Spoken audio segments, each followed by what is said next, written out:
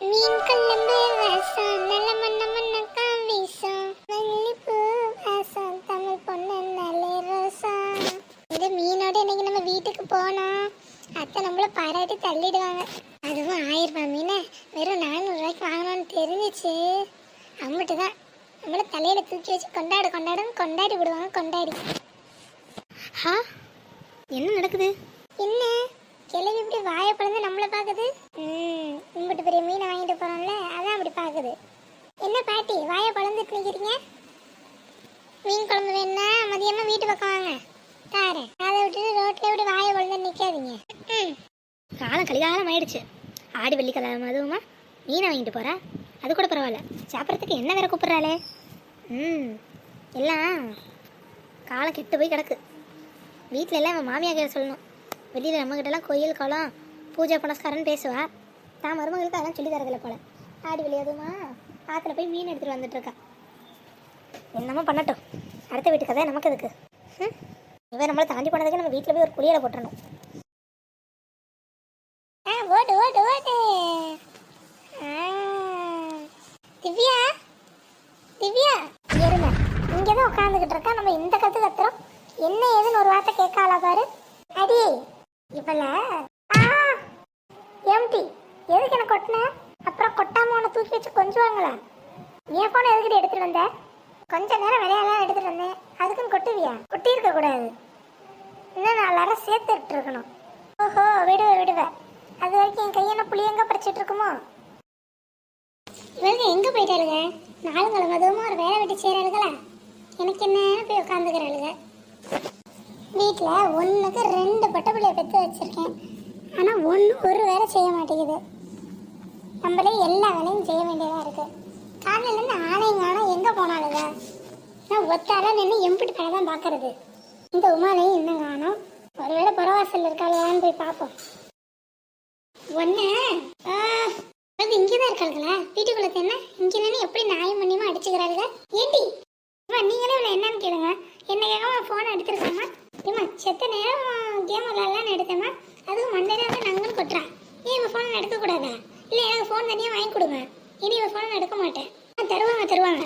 நான் மட்டும் காலேஜ் படிக்கிற வரைக்கும் ஃபோன் இல்லை, உனக்கு பள்ளிக்கூடம் படிக்கிறப்ப ஸ்கூலுக்கு ஃபோன் கேட்குதோ? ஒன்றும் கிடையாது உனக்கு. முதல்ல இந்த ஃபோனை கூட்டிட்டு தர முடியாது போட்டி. அடி உங்கள் 2 பேருக்கும் மனசில் என்ன நினச்சிக்கிட்டு கிடக்கீங்க? கொஞ்சமாவது அம்மா முன்னாடி தான் இருக்கோங்கிற பயம் இருக்கா, மரியாதை இருக்கா? ஏன் முன்னாடி இப்படி அடிச்சுக்கிறீங்க? நாளுங்களும் அதுவுமா வீட்டில் அம்மா கறிக்கு உதவுவான்னு கிடையாது. 2 பேரும் கொலாடி சண்டை மாதிரி ஒரு ஃபோனை கடிச்சுக்கிறீங்க, அப்படி தானே? ஃபோனை போய் என்கிட்ட கொடுங்க. எம்மா ஃபைனல் லெவல் கொஞ்சம் தாமா இருக்கு, அதை மட்டும் முடிச்சுட்டு தாரேன். ஆமாம், கிழிச்சிட்டு தாரா. காலிலேருந்து ஒரு வேளை வாங்கலை. மரியாதையே போய் மாவிளையும் வேப்பிலையும் பறிச்சுட்டு வாங்க 2 பேரும். ஃபோனை முதல்ல கொடுங்க. போங்க, சும்மா வெட்டியா நேரத்தை கிடத்தாது. இப்போ போய் பறிச்சுட்டு வா. உனக்கு வேறு தனியாக சொல்லுமா? போ, தங்கச்சி தனியாக போகிறல்ல, போ. ரொம்ப அழட்டிக்காம வா. எனக்கு மட்டும் உன் கூட வரணும் என்ன ஆசையா? விதியேன்னு வந்துக்கிட்டு கிடக்கேன். எல்லாம் தலையெழுத்து. போயிட்டு வரப்ப இப்படி அடிச்சுட்டு கிடந்தீங்க, அம்பிட்டு தான் சொல்லிட்டேன். சரி எப்பா, இவளுக்கு 2 பேரை வளர்க்குறதுக்கு 2 ஆடு மாடு கோழின்னு எல்லாத்தையும் வாங்கி வளர்த்துட்டு போயிடலாம். வேணா பொது பணையை வாங்கிட்டு இருந்தாச்சு. இன்னைக்கு பொங்கலை இதிலே வச்சு சாமியை படைச்சிருவோம். இந்த மல்லிகா எங்க? மல்லிகா எதை சொல்லுங்க. இங்கே பத்தியா பானை புதுசு. ஏன் புதுசு வாங்கிக்கிட்டு? நம்ம வீட்டில் தான் பழைய பானை நிறையா இருக்கு, அதுலேயே ஒரு பானையில் பிரசாதம் பண்ணிடலாம். மல்லிகா அப்படியெல்லாம் இல்லை, இன்னைக்கு ஆடி வெள்ளிக்கிழமை பத்தியா பிரசாதத்தை அம்பாளுக்கு புது பானையில் தான் செஞ்சு படைக்கலான்னு இருக்கேன்.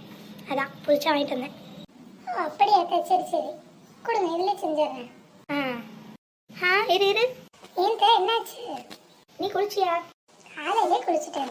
காலையில் குளிச்சது யாரை கேட்டா? இப்போ மறுபடியும் குளிச்சியா? பிரசாதம் செய்யணும், தலைக்கு வசமாக தண்ணி ஊற்றிட்டு வர வேண்டியது தானே? இல்லைத்த, காலையில குளிச்சுட்டேன்னு விட்டுட்டேன். போய் ஒரு சமயம் தண்ணியை ஊற்றிப்பா, வந்து சமைச்சிக்கலாம். சரி.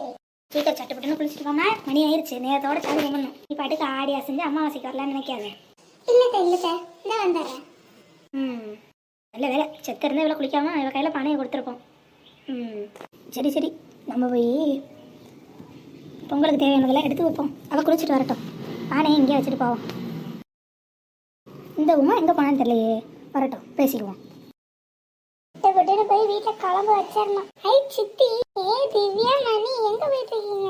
அதுவா சித்தி, தோட்டத்துல போய் மாமரத்துல புரிஞ்சிருச்சு மாமரத்துல போய் மாங்காய் பறிக்க போறீங்க அப்படிதானே? சரி சரி, நல்லா செங்காயா பார்த்து எடுத்துட்டு வாங்க, புளிப்பு இனிப்பு கலந்த மாதிரி. அப்பதான் மீன் குழம்புல போட்டா ருசி சும்மா சூப்பரா இருக்கும். சரியா? சட்டு புட்டுன்னு சமையல் வைக்கணும். அதனால சட்டுன்னு போயிட்டு சட்டுன்னு வாங்க. நான் முன்ன போய் எல்லாம் ரெடி பண்றேன். பாய் சித்தி. ஏண்டி, நம்ம மாவில தானே பறிக்க போறோம். சித்தி என்ன மாங்காய் பறிச்சுட்டு வர சொல்றாங்க? பேசாம ரெண்டையும் பறிச்சுட்டு போயிடுவோம். குழம்புங்க ஆச்சு, அம்மா சொன்ன மாதிரி தோரணத்துக்கும் ஆச்சு. அதுவும் சரிதான், வா போவோம். மணி, என்னன்னு கவனிச்சியா? ஏண்டி, என்னது? கையில இருந்த மீன் தான். மீன் நல்லா பெருசா இருந்துச்சுல்ல? இன்னைக்கு நம்ம வீட்டுல மீன் குழம்பு தான். சரி சரி, போ பார்த்துக்கலாம். இன்னைக்கு ஏதோ நல்ல நாள்னு சொன்னாங்க. சித்தி வேற மீனை வாங்கிட்டு போறாங்க. சரி, சித்திக்கு தெரியாமையா இருக்கும். நம்ம போய் சித்தி சொன்ன மாதிரி மாங்காவையும் அம்மா சொன்ன மாதிரி மாவிலையும் பறிச்சுட்டு போவோம்.